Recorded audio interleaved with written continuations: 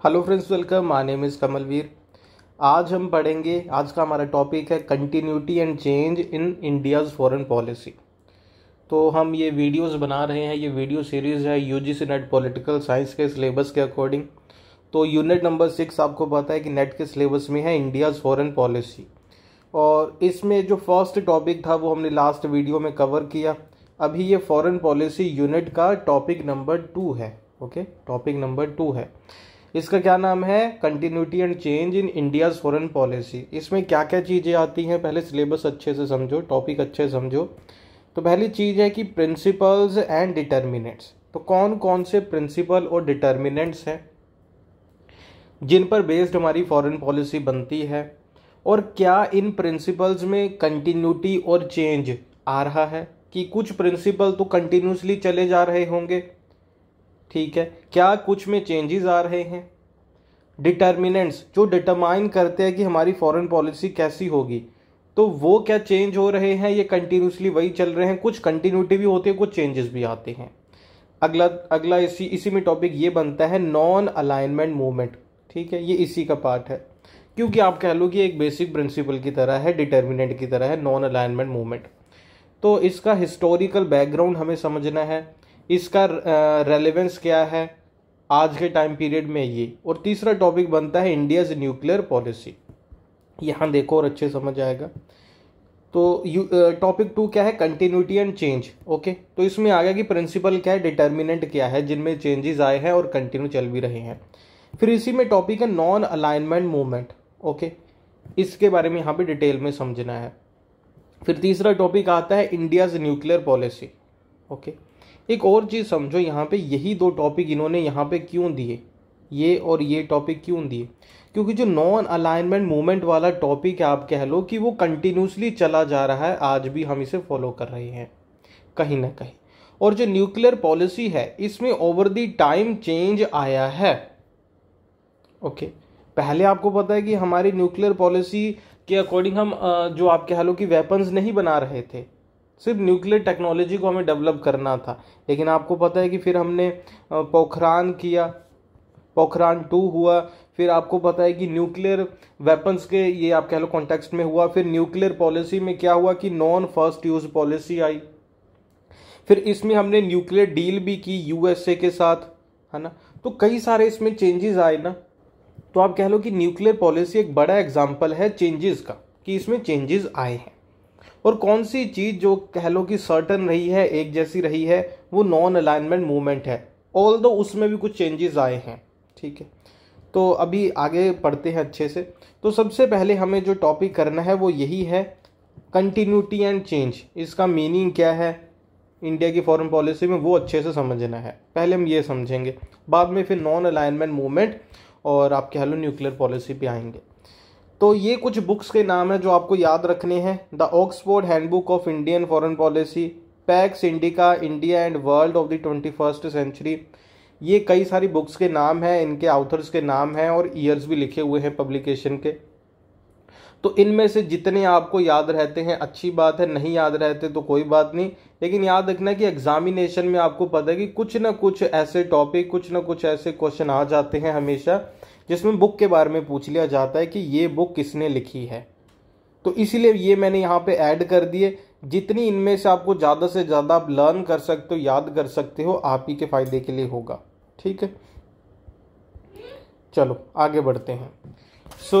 हमें स्टार्ट करना है कंटिन्यूटी एंड चेंज से। इसका मीनिंग क्या है? इंट्रोडक्शन। इंडिया की जो फॉरेन पॉलिसी है, वहाँ पे कंटिन्यूटी भी देखने को मिलती है, चेंज भी देखने को मिलता है 1947 से ही। अगर हम देखें तो 1947 से आज के टाइम पीरियड में आज तक हमारी जो फॉरेन पॉलिसी बनी है, उसमें कई सारी चीज़ें कंटिन्यूसली एज इट इज़ चली आ रही हैं। कई सारी चीज़ें हैं जिसमें ओवर द टाइम चेंजेस अकर हुए हैं। दिस इंटरप्ले यानी कि कंटिन्यूटी और चेंज दोनों चीज़ें साथ में चलती हैं ना, ये हमें दिखती हैं कैसी, कहाँ कहाँ पे। कुछ कोर प्रिंसिपल्स हैं, जैसे कि नॉन अलाइनमेंट। ठीक है, ये हमारा कोर प्रिंसिपल है। ये प्रिंसिपल को देखेंगे हम, इसमें चेंज आया कि कंटिन्यूटी चली। क्योंकि ना ये टॉपिक आपने पूरा नाम देखना है अच्छे से, continuity and change in Indian foreign policy. आके लिखा है प्रिंसिपल्स एंड डिटर्मिनेंट्स। इन चीज़ों में हमें देखना है कंटिन्यूटी और चेंज आया कि नहीं। तो आप कह लो प्रिंसिपल और डिटर्मिनेंट में बड़ी चीज़ क्या है, नॉन अलाइनमेंट, ठीक है। उसके बाद स्ट्रेटेजिक अटोनमी। अटोनमी का मतलब है यहाँ पे इंडिपेंडेंस, फ्रीडम, कि नहीं कि स्ट्रेटेजिकली हमें इंडिपेंडेंट रहना है, किसी दूसरे देश के अकॉर्डिंग नहीं स्ट्रेटेजी बनानी अपनी। इसके अलावा हमने अडेप्ट किया है ग्लोबल ऑर्डर, वर्ल्ड पॉलिटिक्स जैसे जैसे चेंज हो रही है, तो हमने अडेप्टेशन करने के लिए कुछ प्रिंसिपल्स को मॉडिफाई भी किया है।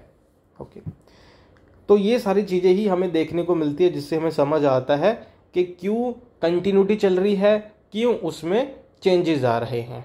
क्योंकि आपको पता है कि इंटरनेशनल इन्वायरमेंट चेंज होगा। फॉरेन पॉलिसी क्या है, दूसरे स्टेट्स के साथ रिलेशन, ठीक है, समझो इसे। फॉरेन पॉलिसी क्या है, दूसरे स्टेट्स के साथ रिलेशन ही तो है ना। जो बाकी के स्टेट्स है, बाकी के देश है, उनके साथ रिलेशन बनाना ही फॉरेन पॉलिसी है। तो मान लो दूसरे देश में कोई चेंज आएगा तो हमें उसके रिगार्डिंग जो हमारी अप्रोच है, जो हमारी पॉलिसी है, फॉरेन पॉलिसी है, उसे चेंज करना होगा। इंटरनेशनल लेवल के ऊपर कुछ चेंजेस आ रहे हैं तो हमें अपनी फॉरेन पॉलिसी को चेंज करना होगा, उसमें भी चेंजेस लाने होंगे कि नहीं लाने होंगे, लाने पड़ेंगे ना। तो यही चीज़ है। लेकिन क्या होता है कि कुछ हमारे प्रिंसिपल्स हैं, कुछ हमारी अप्रोच है, सोच है, आइडियोलॉजी है, वो तो कभी चेंज नहीं होती ना। पॉलिसी चेंज हो जाती है, आइडियोलॉजी तो चेंज नहीं होती ना, प्रिंसिपल तो चेंज नहीं होते ना। तो वो क्या है वो भी समझेंगे। तो सबसे पहले इसी पे आओ, foundational principle of India foreign policy. जिन चीज़ों पर बेस्ड हमारी फॉरेन पॉलिसी हमेशा बनती है।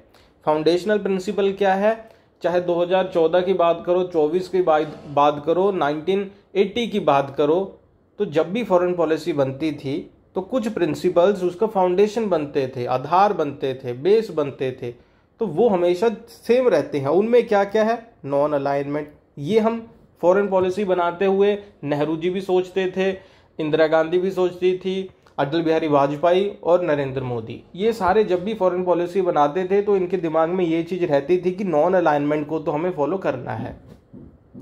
इसका मतलब क्या था, तो आपको पता है कि जवाहरलाल नेहरू ने ये स्टार्ट किया था बेसिकली, है ना।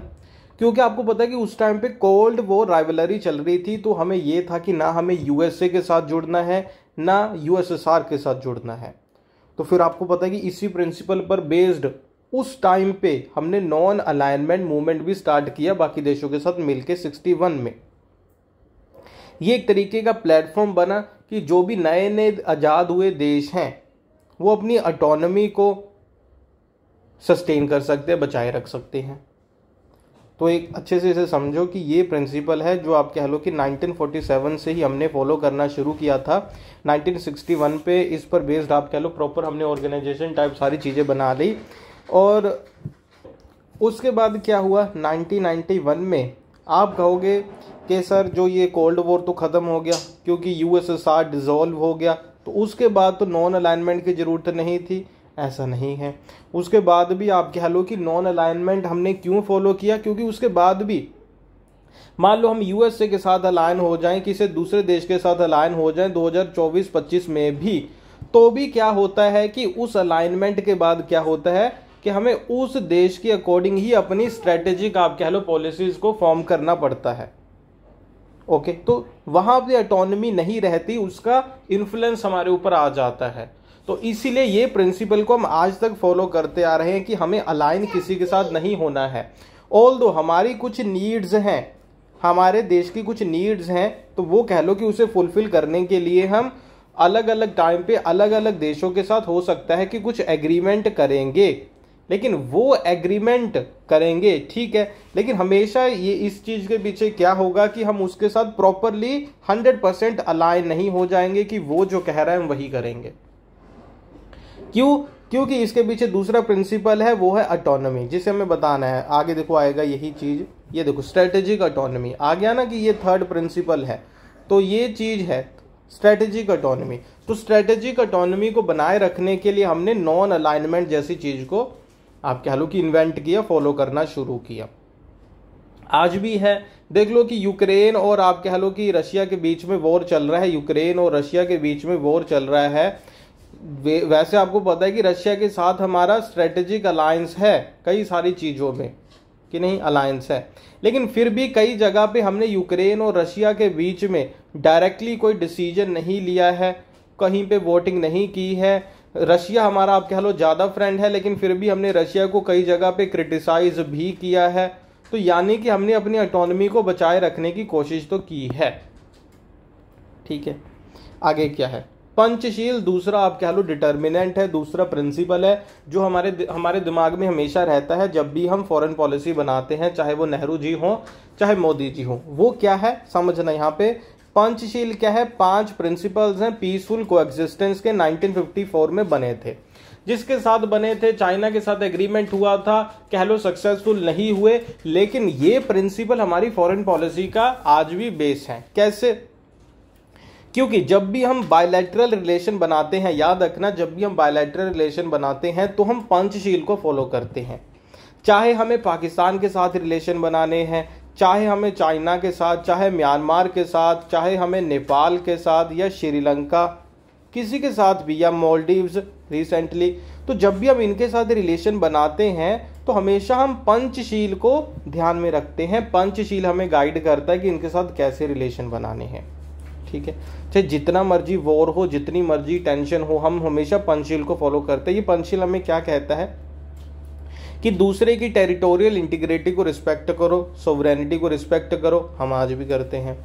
नॉन अग्रेशन, हमें अग्रेशन नहीं करना है, दूसरे के साथ वायलेंस नहीं करनी है, वॉर वेज नहीं करना है जब तक पॉसिबल हो।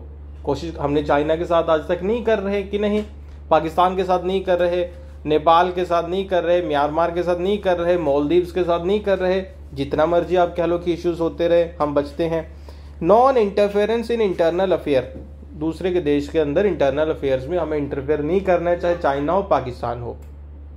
लेकिन आपको पता है कि सिक्योरिटी एजेंसीज कभी कभी कुछ चीजें करती हैं, लेकिन प्रिंसिपल तो यही है ना, इक्वालिटी एंड म्यूचुअल बेनिफिट और पीसफुल कोएग्जिस्टेंस। तो ये गाइडिंग प्रिंसिपल रहा, गाइडिंग फ्रेमवर्क रहा बायलैटरल रिलेशंस के लिए, क्योंकि इसी की वजह से हम प्रमोट कर सके पीसफुल रिस्पेक्टफुल इंटरेक्शन। आप कह लो कि जैसे ये नॉन अलाइनमेंट है, जैसे ये पंचशील है, ये पंचशील जैसे आप कह लो हमारे प्रिंसिपल हैं, इन्हीं की वजह से आपको पता है कि हमने न्यूक्लियर वेपन्स बनाए, जबकि पूरे वर्ल्ड ने कहा कि न्यूक्लियर वेपन्स नहीं बनाने हैं, हमने 1999 तक आते आते बना लिए। लेकिन आपको पता है कि यूएसए ने हमारे ऊपर सैंक्शन लगाए, बाकी देशों ने भी सैंक्शन लगाए, लेकिन फिर भी यूएसए ने आके 2006 में दोबारा हमारे साथ न्यूक्लियर ट्रीटी कर ली। हमारे पास न्यूक्लियर वेपन है, हमने सीटीबीटी को साइन नहीं किया, हमने एनपीटी को साइन नहीं किया इन ट्रीटीज को, लेकिन फिर भी यूएसए ने हमारे साथ आके आप कह लो कि एग्रीमेंट किया है न्यूक्लियर ट्रेड में, कि नहीं, पीसफुल न्यूक्लियर ट्रेड में सिविल न्यूक्लियर डील हुई है।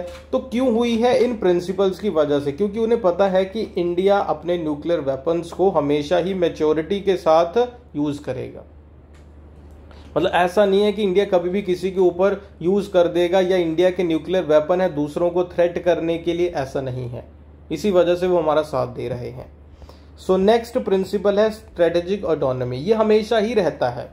अनदर एंड्यूरिंग प्रिंसिपल क्या है? स्ट्रेटेजिक ऑटोनॉमी, जो एम्फेसाइज करता है कि इंडिपेंडेंस बनाए रखो डिसीजन मेकिंग में।